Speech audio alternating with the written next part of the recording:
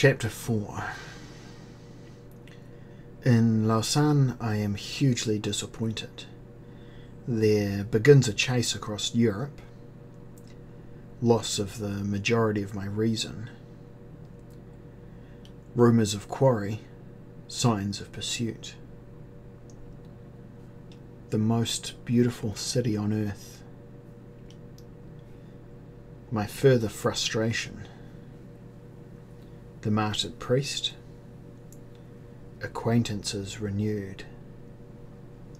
The comforts of the past. Dreams within dreams. Lausanne, contrary to my expectations, was not a crowded metropolis, but rather a pretty country town with few buildings of special note, but none which was especially ugly. The place smelled sweet enough, compared, say, to Paris or Venice, and was as sedately ordered as any Swiss settlement where law prevailed.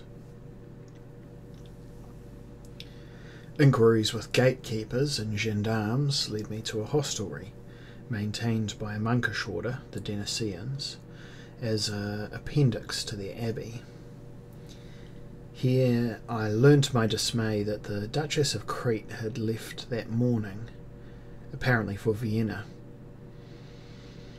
Monsorbier, it seemed, had ridden back, hell for leather, for Freiburg. This was my solitary consolation.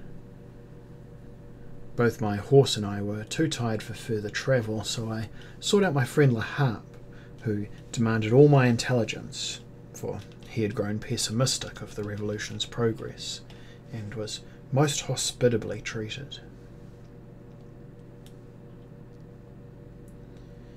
In return for my information, Le Harpe told me all he knew of the Cretan dukes and duchesses. It was an intriguing story. Le Harpe, folding his fine, almost transparent fingers before him and looking through his great windows at the moonlit waters of the lake, admitted his own curiosity about the family. They're Spanish-French, with Hungarian and Greek branches, associated in past centuries with lechery and wanton cruelties. The family name is Catarina y Mendoza Chilperic. According to legend, they were sorcerers, and a good many seem to have entered hell by way of the Inquisition.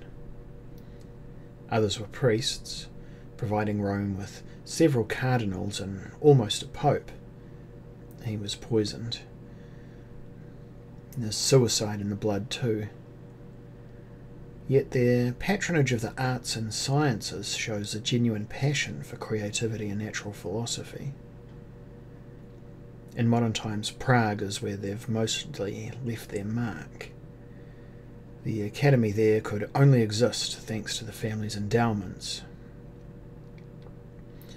Other gymnasia in Prague and elsewhere were founded by discreet grants from cadet branches of Mendozas and Chilperics. "And what of the present Duchess?" I asked eagerly. He was puzzled. "I've only heard of the present Duke. Lucian, he's called, and he's wintered in Prague for 5 years past, travelling abroad only in the summer months. Well, they speak well of him. He's an enthusiastic patron of musicians and painters, I hear, and of natural philosophers in particular. Alchemists too?" My friend shook his head. "I believe the young man is anxious that his family name no longer be associated with such pursuits. He has bestowed so much gold on convents, monasteries, and lay schools, or it must be assumed he is a devout and conventional Christian." "And the Duchess? You've heard nothing at all about her?" I insisted. "Unless he married secretly. Why, the lady I met was no matron, I'd swear. Could it be a sister? A cousin? Well, this woman is a wit, a beauty." A look of mild irony and curiosity crossed Le Harpe's features. "All this brings to mind is a scandalous whisper I heard a year or more since. Well, I dismissed it. The gossips said that the Duke had taken to dressing as a woman and venturing into quarters reserved for low, vicious creatures. Well, he shrugged. I laughed outright.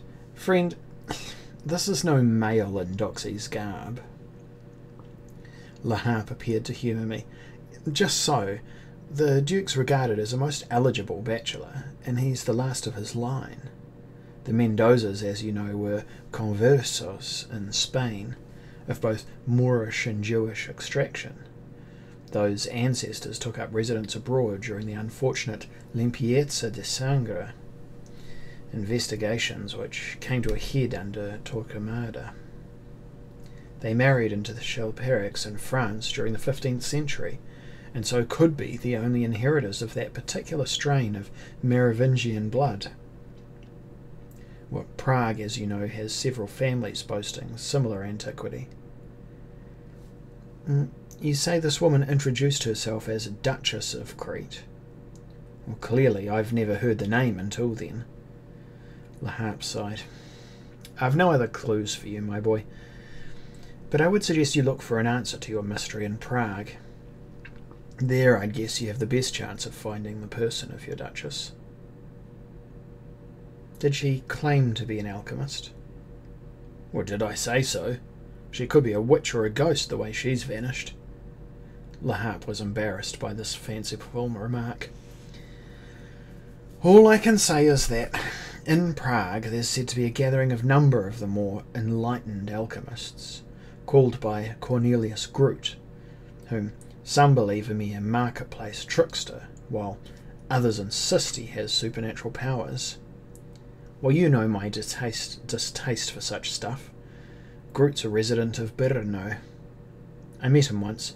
I must admit he impressed on me a sense of great dignity and learning, but the Alchemical Brotherhood is a secret one, so I have no real knowledge of its affairs. No notion of the convention's purpose. Only a rumour or two. Some churchmen have attempted to outlaw Groot and his comrades, declaring the meeting heretical, blasphemous, or even illegal.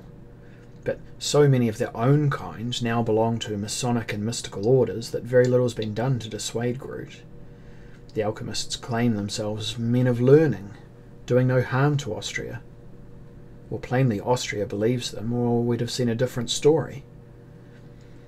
Most of these alchemists appear to hold decidedly orthodox political opinions and are pleased to maintain the right of kings as any Habsburg. I gather it's some momentous date in the alchemical almanac. What would you guess? He smiled quietly. The imminence of the second coming? An old-fashioned notion. I shared his amusement. All right. I saw your brother's friend Lobkowitz just before the new year.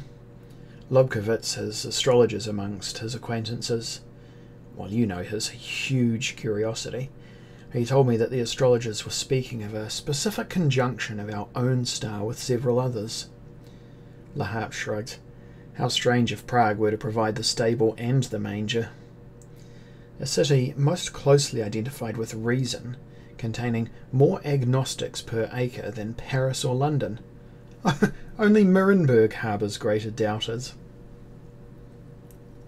Well, it surprises me that they did not hold their conference there, where they would surely be doubly welcome. Nuremberg's prince favours less supernaturally influenced bodies than the alchemical adepts. He's presently bent on passing laws to make all secret societies illegal. He fears a potential Jacobin club. Less, I would hazard, than most hereditary rulers. His stated principle is that all knowledge should be at the public disposal. He argues against the hoarding of scientific discoveries, believing that the miserly act of secretion is in itself bound to produce fear and unnecessary caution in the mind of the citizen. Superstitious destruction of the unfamiliar is its most common expression. Prince Baderhoff Fischer argues that in such matters a secret is parallel, if not identical, to a lie. Both occur because one body seeks power over another. So soon there will be no secret societies in Nuremberg. Well, again Laharpe smiled. The least secret of them will be outlawed at any rate. But 'tis in the nature of such bodies to burrow deeper and grow unwilling to admit new members, for fear of betrayal. Well, then they must eventually wither up, I said. Your logic isn't perfect, my dear von Beck. Some are like fleas, apparently dead, and then suddenly they awake, and more alive than ever, hungry for blood. I wonder what attracts men and women to join such things. We debated this for another hour or two until both of us were completely tired and more than ready for our beds. Next morning early I bade goodbye to the kindly philosopher and set out in bright, cold dawn light, first for Vienna and then, should I fail to find my Madonna there, for Prague. Yet in the back of my mind I believe I hoped I should see her sooner, somewhere on the road. I argued to myself that a lone man on horseback must surely overtake a carriage, as I had overtaken hers once already. But my logic was not confirmed by actuality. I rode for many days, sometimes scarcely sleeping, from one town to another, from city to city, constantly inquiring after her, only to find I had missed her by hours. It was as if she herself were possessed by some peculiar will-o'-the-wisp supernatural quality.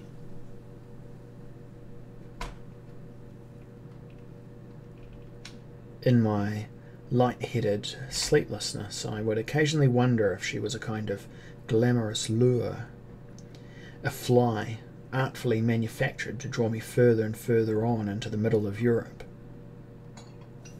But for what reason? Why should anyone wish to trap me?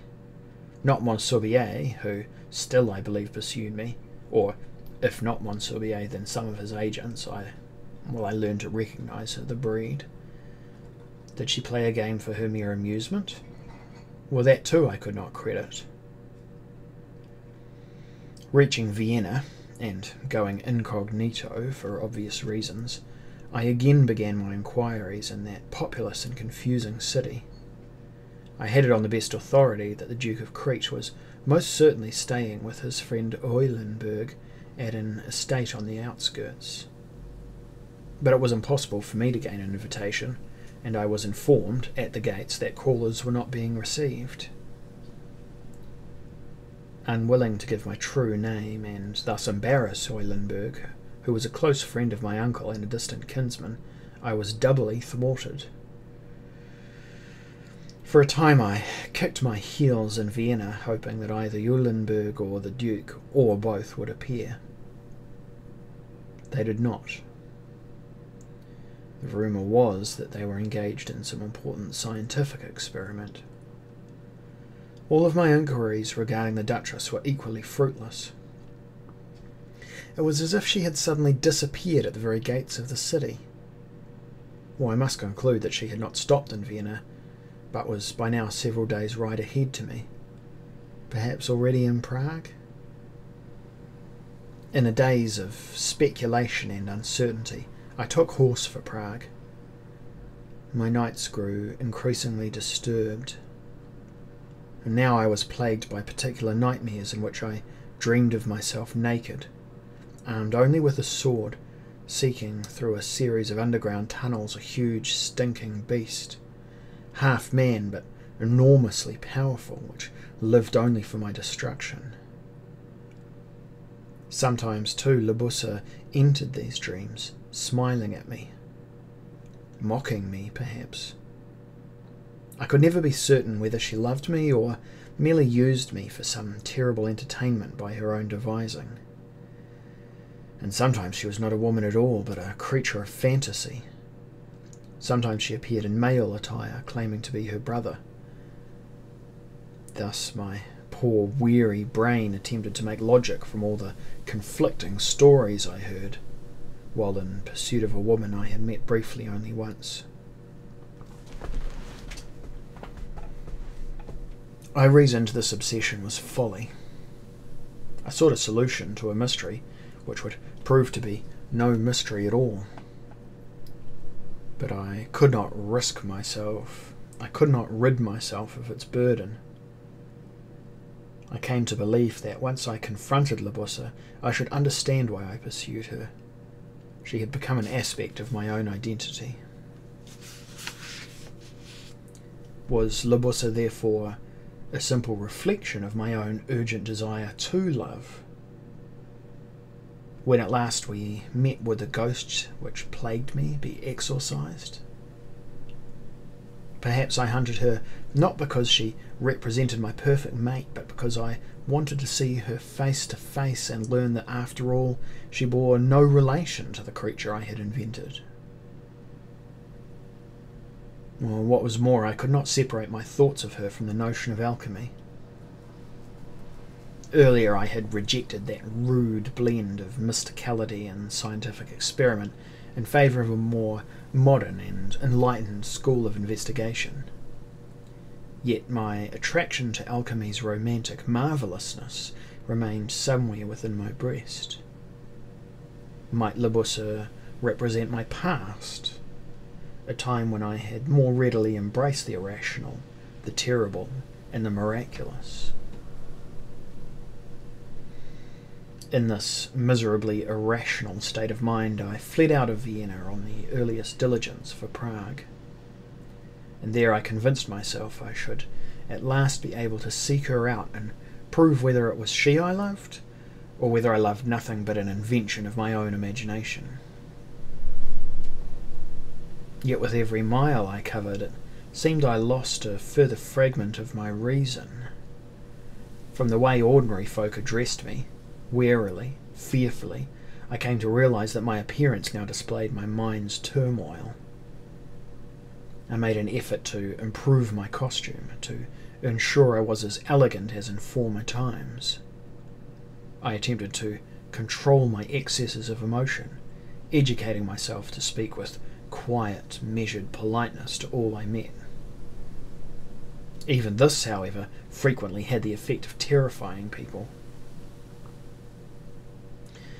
Libussa, of course, was not my only source of distress. I was still unrecovered from the greatest blows sustained by my soul at the corruption of my noblest dreams. To have swallowed my pride and gone straight home to Beck would probably have cured me. As it was, I had achieved no respite since the beginning of the terror. By the time Prague's spires and battlements came in sight, my mind had settled a little better, and I had assured myself that I should miss Libussa there. I would rest for a while before making a leisurely journey to Nuremberg, since that city had been my original goal, and since she would certainly be resident there when I arrived. I would quell my anxieties and replenish both mind and body in the certainty that we must soon come together again. In Prague, a close rival to Nuremberg in her beauty and complexity, I made my way directly to the house of Baron Karsoven, my kinsman and a friend from happier times. The house was good, well-ordered, solid place in the Baroque style, and was situated close to St. Cyrillus Park.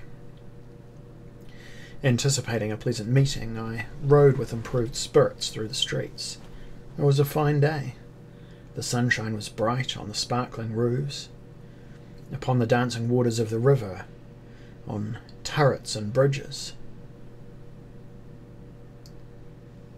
Prague is an ancient seat of learning, combining a sleepy, peaceful atmosphere with an excellent history of moral and intellectual investigation.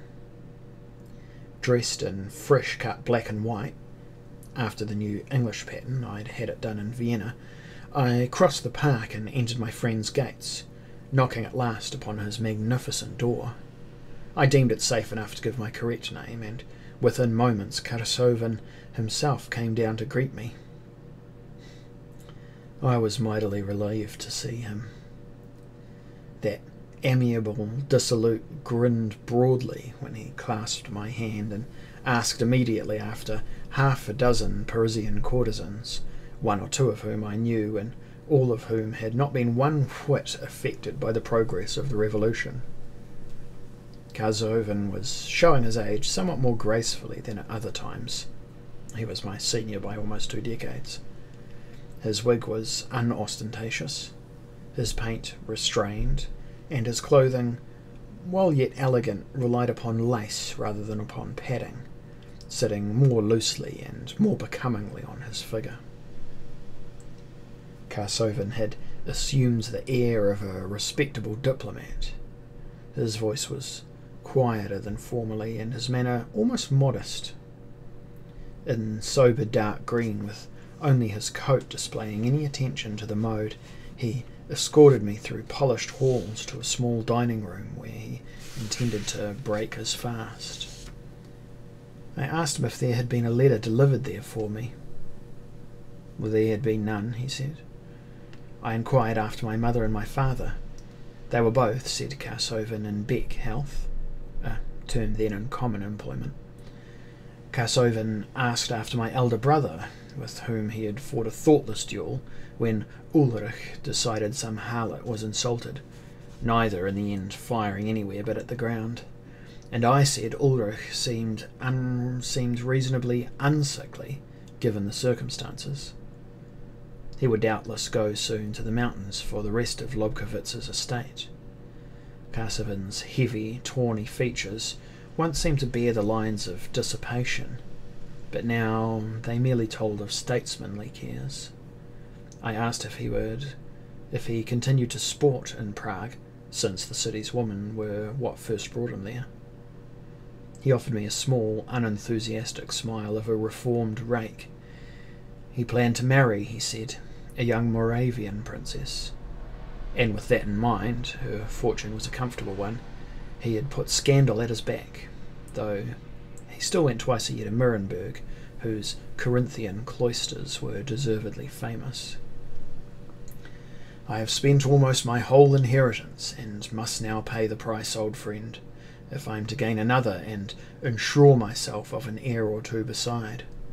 What's more, I'm demmed wary of the doings of women, whether they be bobtail bold or the honest article, and I've had too much of 'em en masse, so it's my humour to try to get to know one well. A matter of curiosity, I suppose, which will maintain my interest when passion wanes and babies are a-shrieking. At his suggestion we drank a toast to the whores and fine ladies we had known, though I had to feign enthusiasm, then another to his new court Slav, Princess Ulrika Ermentrude of Buchweiss. A miniature was taken from its cabinet. Then I must admire her handsome, though somewhat stolid physiognomy, her auburn hair, he produced a locket of the stuff, her learning, a poem was waved in the air but not read. Since Carsovin seemed almost serious, I praised these treasures conscientiously and inquired upon the marriage date, which he said would be before Christmas of '94. There were contracts in preparation, but it was my own news he most craved, particularly of France, and I duly told him of all the horrid tales were true. But it must end soon, said Carsovin, or France herself will perish. I allowed my disdain to be seen upon my face. Her army's healthy enough. It could be the best in the world. Well, Carsovin showed stern interest. Not better than Austria's. Yes, I insisted, and perhaps Prussia's too. All the old soothsayers and oracles in the marketplace say there's a great change coming to the world, said Carsovin thoughtfully. Well, but I can't believe that France will be the cause, unless she intends to do it by the pox. He was back to laughing good spirits again. Let them try their luck against our Uhlans. He spoke with a confident air. He winked and rang the bell as we both sat down at the table. My little Slav tells me that if I'm marrying for wealth, she's marrying me for my cook, Frau Stick. The cuisine was excellent, and the wine remarkable considering its relative youth. We talked of old days and the future, of our current politics and religion and the like. He had already heard of my flight and presumed disaffection, and wanted a conference on issues which I would rather have avoided. To him, a supporter of the Enlightenment, but no democrat, these were of consuming interest. At last I was forced to reveal my wishes, and, gentlemanly as ever, even at the height of my wildness, he moved to what for me were less explored territories. He spoke of the coming conference of alchemists, wondering, as La Harpe had done, what moved people to take up such ideas. My own guess was that they retreated into ancient philosophies out of fear of the new ones. So the Rosicrucians, for instance, are dedicated not to discovery at all, but to preserving what is familiar and which therefore offers them no threat.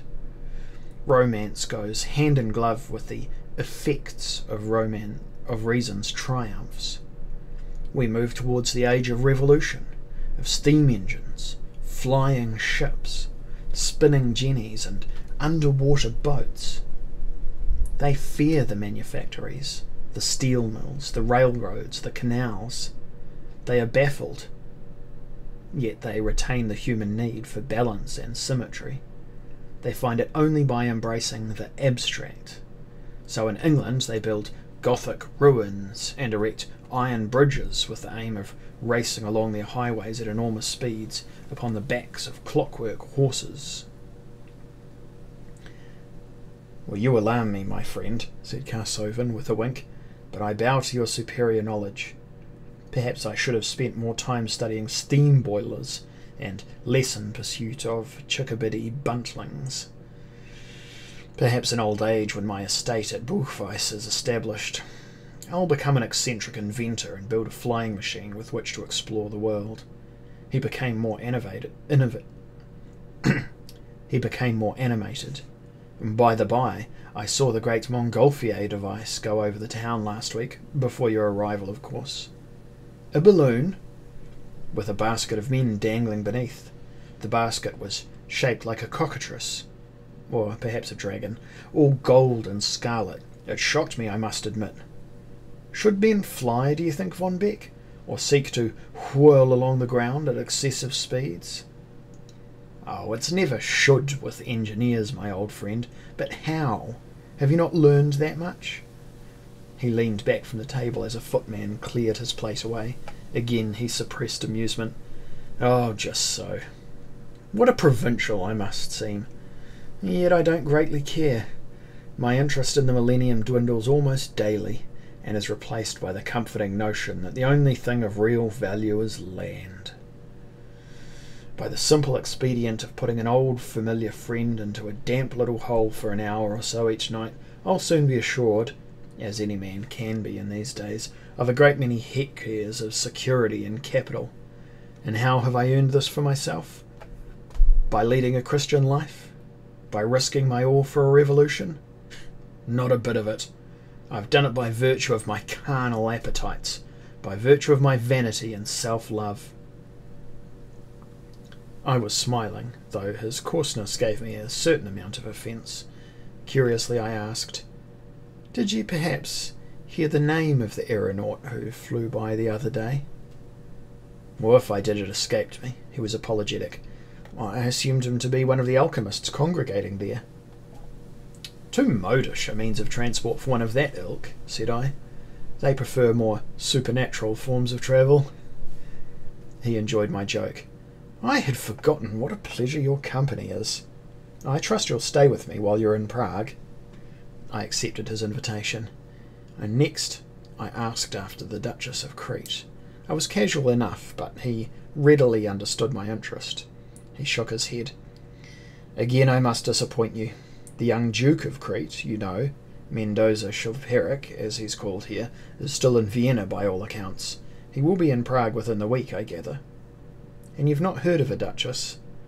"I know only that the Duke said to favour the occasional jaunt to town in female attire, but that's trivial gossip, and without any truth to my knowledge." "You would know if there were?"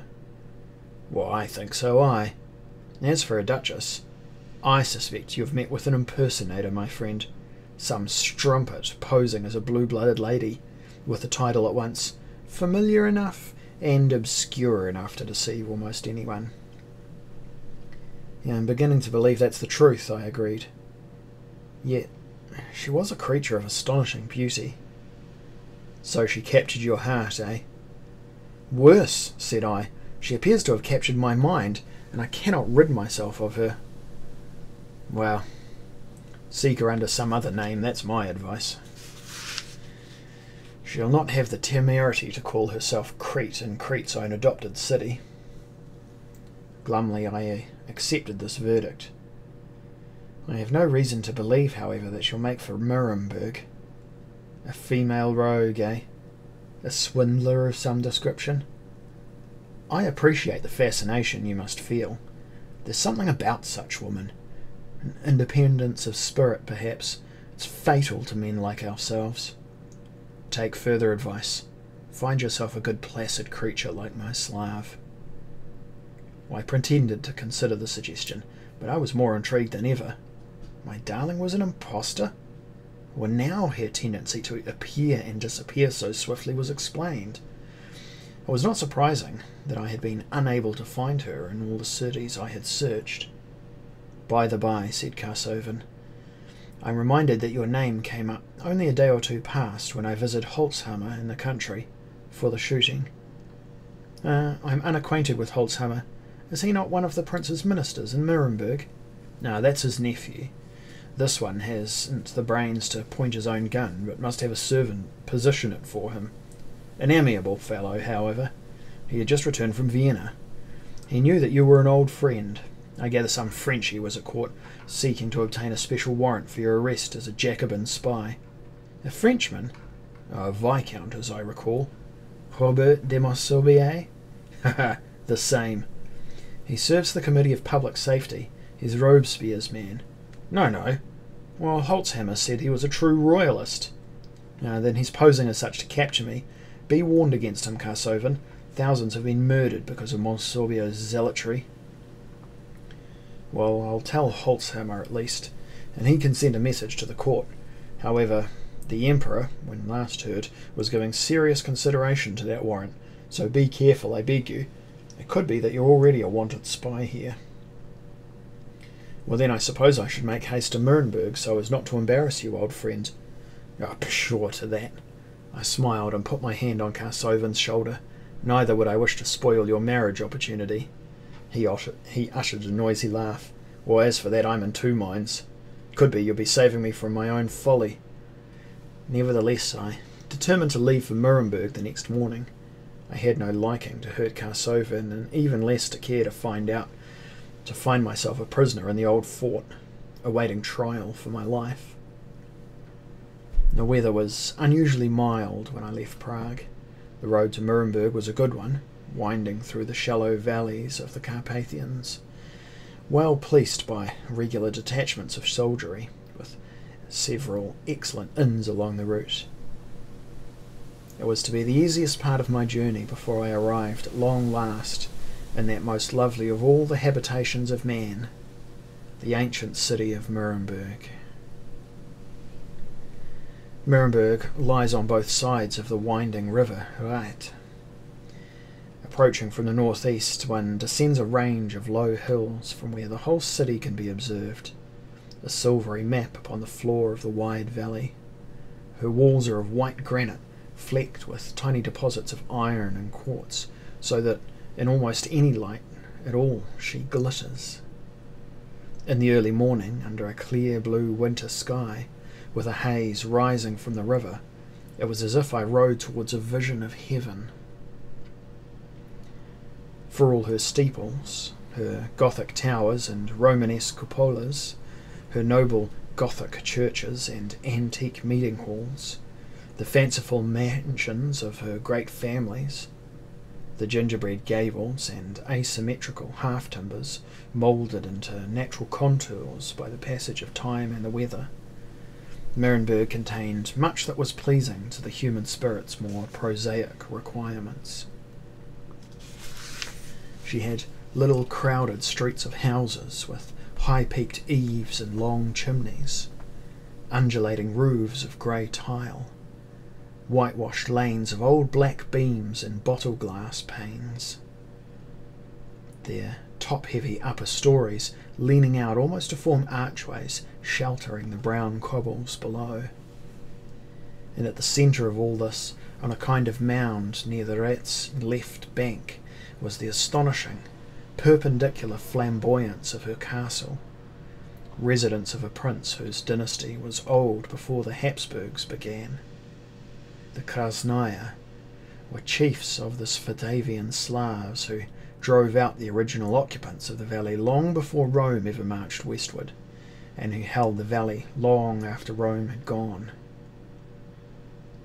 By an intricacy of marriages and alliances carefully made over the centuries, Wildenstein retained her peaceful independence, and Nuremberg had never known anything more than the threat of violence. It had been allowed to grow layer by layer, undisturbed, so that every age of our civilization was recorded in the cracks of her stones, the line of her mortar, and the set of her timbers. In addition, under the liberal rule of her princes, many great men had sought her sanctuary, from Chrétien de Troyes to Mozart and Fragonard. Scarce an alley had not been inhabited at one time by a philosopher, a sculptor, or a playwright of renown. So magical was the city's appearance, so luxuriant her culture. Some writers would have it that Nuremberg remained free of strife, not by the will of her princes or the accidents of history, but because she represented an ideal which not even the most brutal or depraved of kings and generals could bring themselves to attack. Whatever the reason, the city had a mythological ambience. As always, when I had ridden through her gates, I was possessed of that particular emotion experienced nowhere else. I thought to myself, I am entering a legend. It's as if I ride into Camelot. Yet here was a Camelot whose court consisted of natural philosophers, astrologers, historians, theologians, dramaturges, and mathematicians, the majority of whom in some way received the city's patronage. Alone in the world for this, she possessed no less than 4 clearly separate universities, the oldest of which was founded in 592 AD by the great bishop Cornelius Herodianus, who encouraged the study of all philosophies and was the first to invite laymen to work with churchmen in their investigation of the natural world. So steeped was Nuremberg in learning and the arts that it was of some astonishment to the stranger, impressed by the city's reputation, to encounter the noise, the crowded traffic, the hullabaloo of her markets and barge wharves. For, above all, she was a trading city, rich in every way, and with embassies from the Far East, the New World, as well as from the Osmanli nations, with whom she had dealt for some 300 years.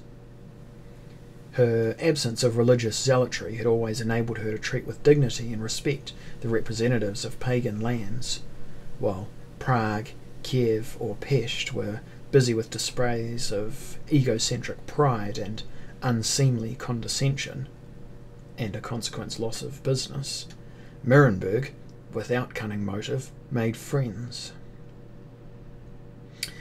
I had not visited Nuremberg since I attended the Royal Gymnasium in my youth, and I experienced considerable, if unanticipated, pleasure at finding the city exactly as I remembered. The progression of change and disillusion which displayed itself physically on the face of Paris made me familiar with the notion that all must inevitably move towards destruction and decay, and the corruption of every form of nobility. But here was the denial of that. Here was affirmation and hope. Yet, in a way, Nuremberg remained a dream, and was the setting for another dream, my private compulsion. For I grew steadily confident the Duchess, or the impostor, I cared not a whit, would be there, and readily found, There was scarcely a street I could not easily name from memory. Nuremberg was as familiar as my own body. Indeed, I was filled with the notion that body, brain, and architecture merged into all part of the same thing. I experienced this humour nowhere else, not even in Beck. I was returning home, not to the placid security of my birthplace, but to the city where my brains first began to formulate its ideas. In a gay mood, I went directly to Schmidt's coffee house, which lay at the junction of Pfaffnerallee and Hangengasse, near the Jewish quarter. The place was vast, occupying several floors of a great square building which originally had been a convent hospital. It was crowded as always, with tables and benches packed in every possible space. The ground floor was, according to tradition, frequented by men of business, those who dealt in the near abstractions of finance, but it was also the centre of gossip. There I sought out familiar faces, German brokers chiefly, and some French and Russians. I made my inquiries swiftly, but was disappointed. A Moravian assurer called Menkovich accepted my offer of a glass of tea and paused in the babbling and paper-waving to excuse himself from his banker friends. He wore an old-fashioned periwig and dark coat of what we used to call Quaker cut. This, he insisted, gave him an air of authority and stability, even when he was taking the wildest risks. He had heard the Duke of Crete was due back in the city, might even be there now, but he had no news of a duchess. He it was, however, who displayed a different aspect of the story to me. The Cartagena y Mendoza Chilperics, for all their chief residence was once here and for all their good works, have never been liked in Nuremberg. Von Beck, mysterious scandals, witchcraft, sorcery, torture, rapine, and so forth, led several of them to be banished by the prince little more than 100 years ago. They have purchased their way back into the present prince's favour, but many remain suspicious of them. Something odd about the Duke, though he's good-looking enough. All I can tell you for certain, however, is that letters of credit have been issued in favour of the Duke, but not of a duchess, and they have not been presented. And it suggests he's yet to arrive.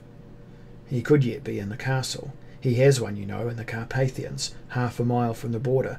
It's about a day's ride, so he could appear at any time. And he has a residence here?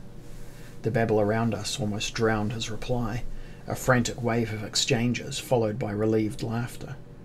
Wigs bobbed and another year's cargoes were accounted for. He shook his head.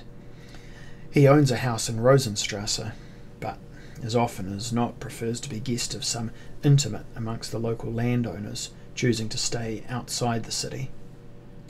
I told Menkovich he could find me at the Martyred Priest should he learn anything further. This was the inn St. Audrin had mentioned, and I had fond memories of it.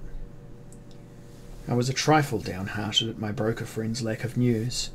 He advised me to look through the columns of the Nuremberg Social Journal, where I might find some snippet concerning the Duke's activities. I made my way to Mladotta Square, which was crowded with churches, lodging houses and taverns, all seeming to lean in towards the centre, where an old green fountain, representing some ancient Svetavian hero battling a sea monster from horseback, splashed.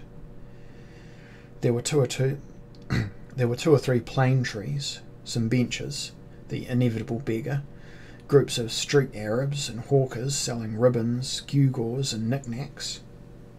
The Martyred Priest, named, I believe, for Huss, was one of the most prominent buildings, and a wide archway leading to an expansive stable yard around which, on the first story, ran a continuous balcony. The whitewash was peeling. Some of the stucco had fallen away.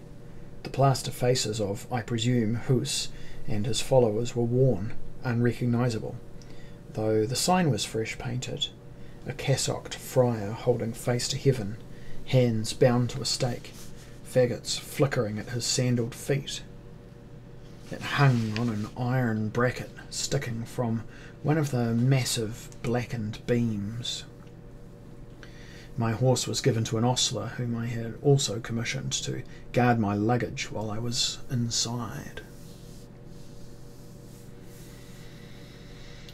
It was a familiar few feet to the inn's main public room.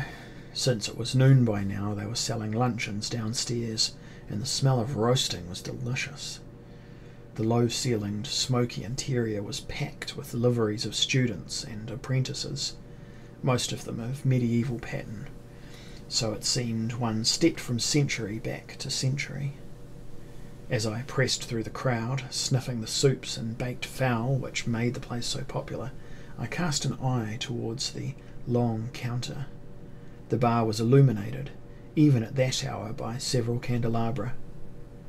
Behind it, a grim-faced man in a red leather apron, a huge periwig of the kind fashionable 50 or 60 years earlier, and with shirt sleeves rolled above the elbows, displaying the whirls and primitive designs of South Sea tattooists, dispensed grog and ale at 2 pfennigs the pint, to sweating maids who brought up their trays to be filled, then returned with practised grace to their customers. The man looked up, and his thin lips formed something of a smile when he saw me. Captain Von Beck. His face burst from shadowy lines into a beaming sunshine. My captain. I had been almost certain I should find him still behind his counter. Sergeant Schuster, you told me you were buying land near Offenbau. He had been my servant, my companion in most of my American soldiering, and was himself the veteran of 100 campaigns. I had lodged at the inn years before, when his father kept it. You swore you would be a farmer and put city life behind you. He lifted up the flap of the bar and came to meet me. We embraced. I heard they jailed you in France, Captain. Almost, said I, but they were outguessed by a matter of hours. I skulked from Paris like a cur with a stolen chop. And why aren't you behind a plough? You said you'd had enough of your father's trade. My father retired while I was still abroad. When I came home I found he'd brought himself a farm, and I leased the inn, moreover, to a useless dullard of a gentleman taverner from Hungary who upset all the customers, drank all the cellars dry, and lost his wife to a passing ape of a lancer on his way home to Hesse. What ignominy, eh, Captain? So my father begged me to take up the management of the inn, at least until trade and goodwill were restored. Gradually I came to like it. A couple of years back my father gave me the whole thing, lock, stock and barrel. So, here I am. Sergeant Schuster insisted we have a stein of beer. Best beer there and then. He called over his counter for assistance. Pretty girl of about 14 in local costume and with her blonde hair plaited on top her head came into his vacated place. This is Ulrika, he said. He was proud of her, my eldest daughter. The other's 2 years younger, but Maria's a lazy kitten and falls asleep the moment she's called. Ulrika, my girl, it's my honour to present Captain Manfred von Beck, hereditary Knight of Saxony, hero of Saratoga and Yorktown, deputy of the French Republic. You have heard me mention him, eh? He has as many decorations as he has scars, and may yet become a marshal in somebody's army. He's one of the world's last real soldiers. Your father's that, said I, as witness his Munchausen exaggerations. Schuster, Fräulein Ulrika's not interested in my military career, but I'm delighted to make your acquaintance, madam. I bowed to kiss her little hand, and she blushed. Honoured, sir, said she, and curtsied. I complimented them both on her manners, and then asked Schuster if he had any rooms to spare.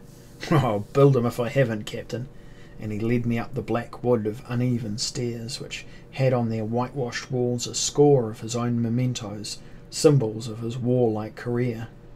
Here was a captured Turkish banner, there Prussian epaulettes, a Dutch drum, and the old French flag.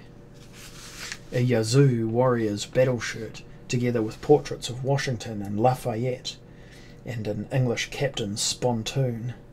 Here too were the spurs I myself saw him take from the half-Indian renegade Mingava, whose savages had ambushed us 4 or 5 miles from Georgetown. Schuster was all babbling reminiscence and pride in our prowess, and I sank easily into the pool of his recollection, glad to speak of what was, for me, a simpler and nobler time. He told me word for word what General Steuben said to us when we captured Yorktown, and how I had wept, so tired were we, when General Washington made a special detour through the ranks to congratulate us. He knew our names, remember, Captain. He said the cause of liberty went beyond any immediate concerns of self-interest, that while he and his friends fought for the right to rule their own land, the likes of us were there solely because we believed in just republicanism and the rights of man. It was to us he felt most responsibility, to ensure the 6 colonies would be the foundation for a new kind of government, which gave free speech to all and law based upon every soul's undeniable right to justice. And Schuster stood before the portrait of Lafayette and saluted. There's one who remained true to himself and the revolution, Captain. A great man. Did you see much of him in Paris? Well, for most of the time our paths did not cross. He had many duties. Another pause before a silver-mounted scabbard with English markings at the hilt. I grinned, linking my arm in his. And do you remember, Schuster, who that belonged to? I do indeed, sir. It's a Captain Muldoon of His Majesty's muskets, the most honourable prize of all. We laughed heartily at this, for Schuster had won Muldoon's scabbard at a game of playing cards the day after Saratoga.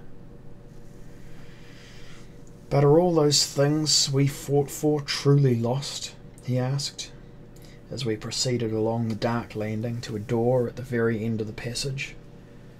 These are my best rooms. It's where my married sister and other relatives stay when they visit us.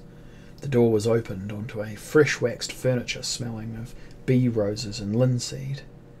The bed must be prepared and so forth. My wife will see to it. He opened carved shutters which creaked as he folded them back, and in came the silver light of a misty Nuremberg winter's afternoon. I looked down at the cluttered little square with its time-worn buildings. On the left side some traders were setting up market stalls with pretty decorated awnings. By some old agreement with their fellows they were not allowed to begin before noon. Dogs and children ran through the cold on their usual intense, mysterious business. Old men, clad in long gowns and bearing gongs, struck their instruments from time to time, crying the hour. Thursday afternoon and the wind's freshening from the east. When not banging and calling, they were employed by the town to give information to whomever inquired, so they could be seen pointing this way and that into the spokes of the wheel, which were alleys leading out of Mladotta Square to all the other parts of Nuremberg. The square was said to be at the exact centre of the city. Now, Captain, said Schuster, cutting himself short, what have you eaten today? Nothing? We'll give you our special, jugged hare and some rotkraut, a gospel custard to follow. Where's your horse? Well, it's already in your stables. In your bags? With the horse? I'll send a boy to see all that. There's other mews we hire in Korkzieheergasse, which has slightly better accommodations. Would you like to use it? I'll leave it to you, Sergeant. My one concern's for my panniers and musket, as well as my other etceteras. Yeah, the boy will bring them to you. Will you eat downstairs with us? Gladly. You must tell me what brings you to Nuremberg. We descended again into cheerful tumult, for which he apologised. This will subside in a few minutes, when the cathedral sounds her 1 o'clock bell. And sure enough, as I sat myself at Schuster's long kitchen table, where several nearby fires heated an assortment of pots and cauldrons, where various meats turned on spits, all of which streamed with delicious scents, bringing saliva to my mouth, The noise was suddenly drowned by the tolling of an enormous bell which shook the entire building. A single stroke, but it reverberated. When the echoes died, there was a sudden upsurge of benches, scraping, feet running, coins rattling, and then, quite suddenly, the inn returned to a tranquillity better suited to its age. Next appeared an army of maids and potmen, already preparing the ordinary for that evening's business. At the table, Schuster joined me with a plate of cold chops for himself. As I ate my own delicious hare and dumplings, I gave him part of my tale. A little unsmiling face was bent forward in interest as he listened to me. "And you say this Duchess, who might not really be a Duchess at all, travels here to Nuremberg? Do you think she's related to the Duke?" "Well, that's a guess, but I have only guesses. Their business here remains a mystery." "Alchemy," said Schuster firmly. "Without question." I was surprised by his certainty. "Why so?" "The Duke's mightily interested in the art. Besides, gold makers from across the globe congregate in Nuremberg this week. Half the inns are full of 'em. Ask any taverner. No, I won't have that kind of trade, not with young daughters in the place. Most are respectable enough, but some are not. The great part of them recently arrived from Prague, where they originally gathered."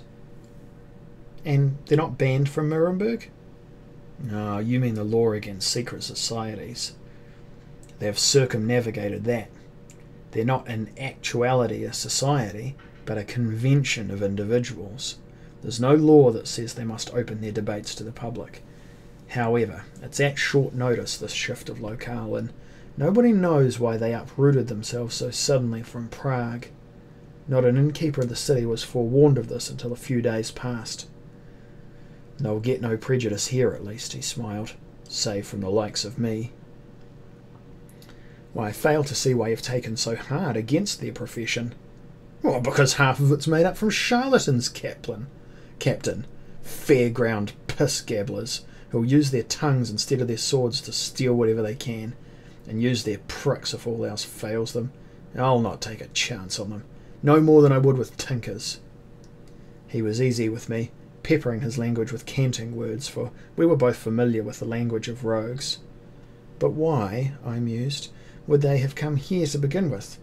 Nothing drove them from Prague."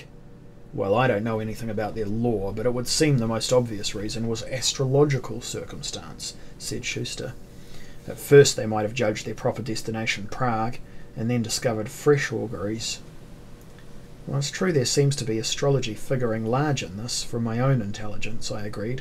"Both La Harpe and Carsovin had said as such. Some rare configuration in the heavens." "Well, sir," said Schuster, licking his fingers and setting aside his chop bones, "it's no business of mine. I'll leave them be if they'll leave me be. I'm surprised, mind you, at your interest in such stuff." "Well, unfortunately those I seek seem to be embroiled in it, and I can only guess where to find them by getting some idea what they're here for.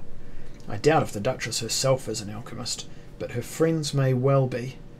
Should she be an impostor, seeking perhaps to cheat the cheaters, she could have heard of this congregation and dashed for it, like a bee to a field of flowers." "Well, you describe her excellently, Captain. I'll pass the word amongst my fellow tradesmen to tell me if she guests with one of them. If she's here, they'll soon have her flushed for you. In the meantime, you must stay here for as long as you wish." We raised our steins in a toast of friendship, as through the doors came the daughters and the maids with dirty crockery piled high.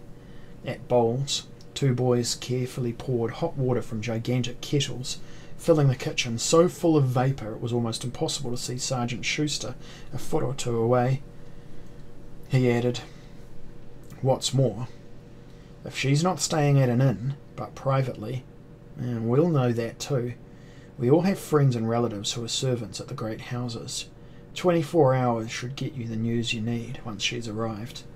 Now, Captain, drink another pot of ale with me, for old time's sake, and if you've no other business, get you to bed for an hour or two, for you're looking mighty weary."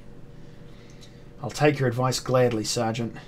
Meanwhile, you're expecting, I gather, a gentleman named St. Audrin. He helped me on the road, and I think he must recently have gone through Prague. Can you make sure he has a good room? Now, we've had his letter from Prague, as you say. Aye, we'll treat him well, never fear. He shall have the chambers next to yours. You have a good heart, Sergeant, and I clapped him on the arm. Captain, this is friendship. We're old comrades, and you were always true to me. Equality under the law and the rights of man. You taught me what that properly meant. You transformed my understanding. I laughed, raising a hand to stop this gush. You'll swell my head, Sergeant. We were always equal. You were a captain yourself when we met. Acting. A day later I lost my commission. The thin little lips, which so belied his generous disposition, broke once again into a shadow of a smile. For duelling, remember, with that peacock of a Frenchman. At least I had the pleasure of pinking him before we were nabbed.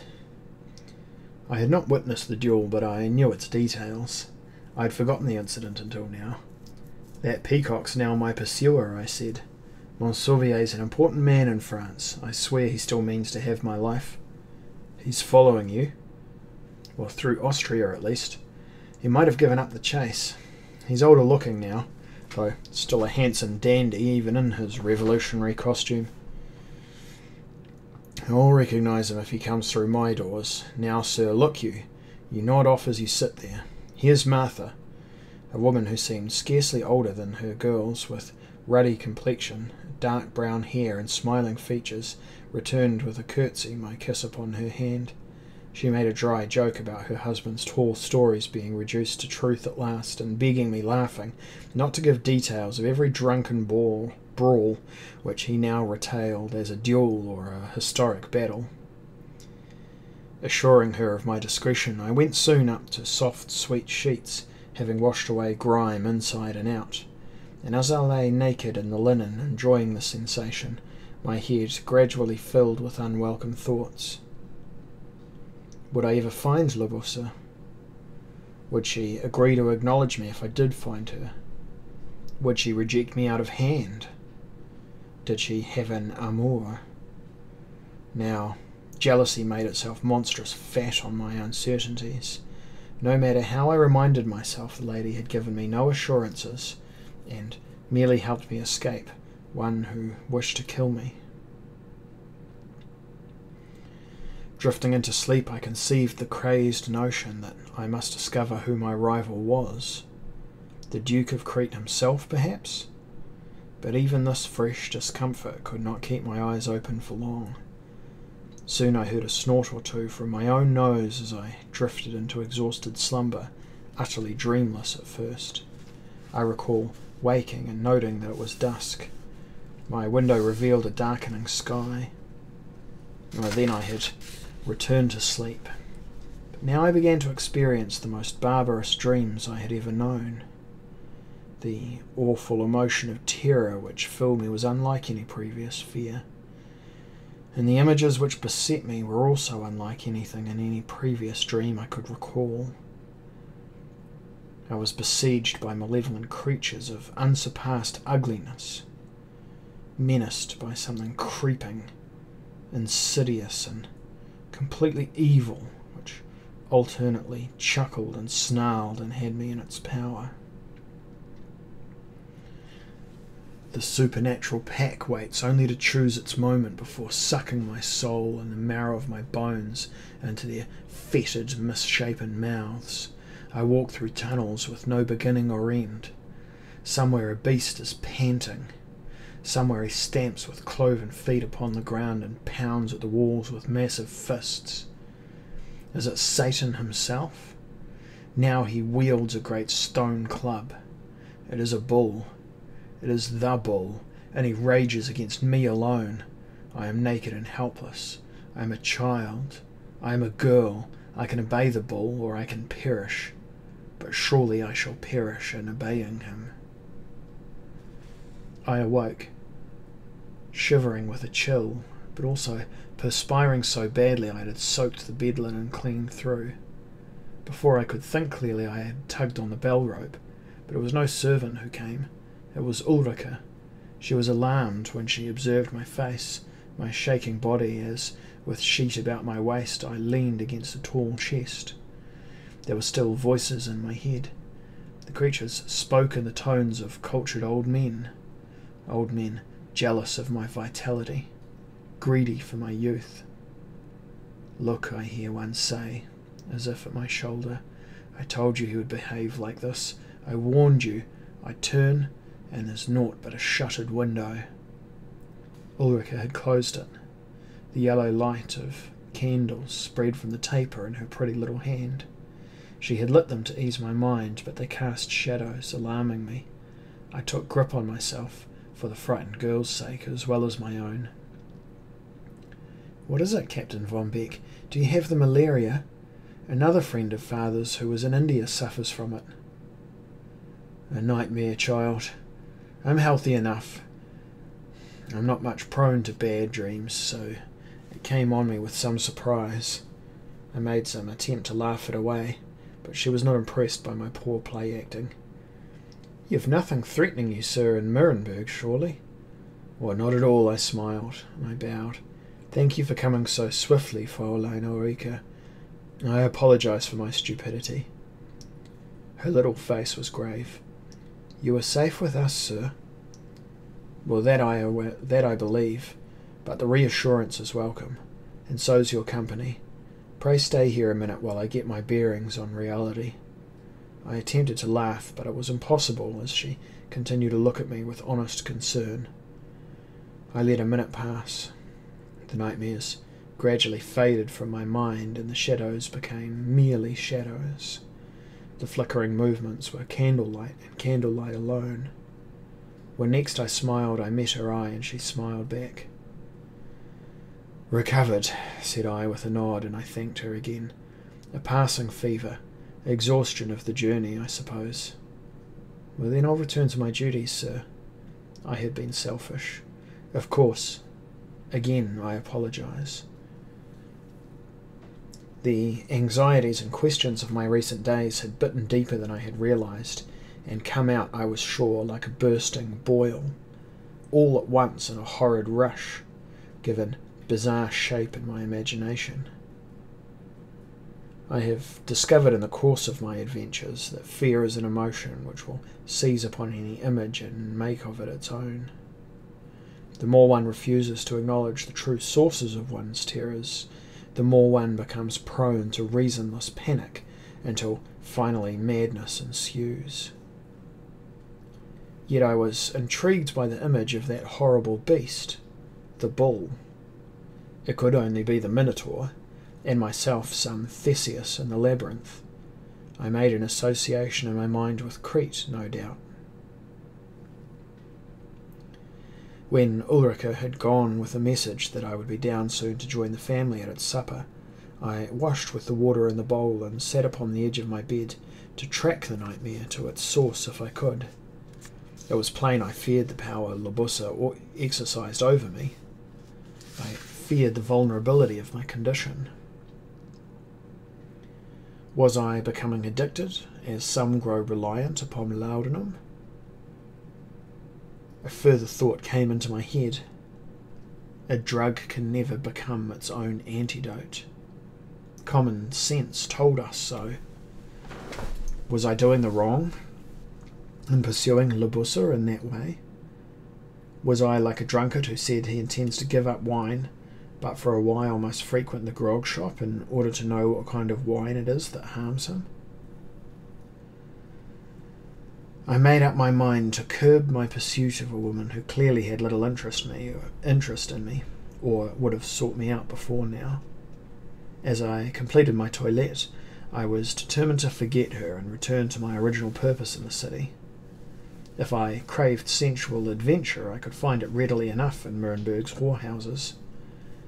Yet I knew I was in love, though the nature of my love was unfamiliar. Then I must reconcile myself to sadness in the matter. I should re-embrace comfortable cynicism as swiftly as could be. I must find something to engage my mind and, if possible, my emotions.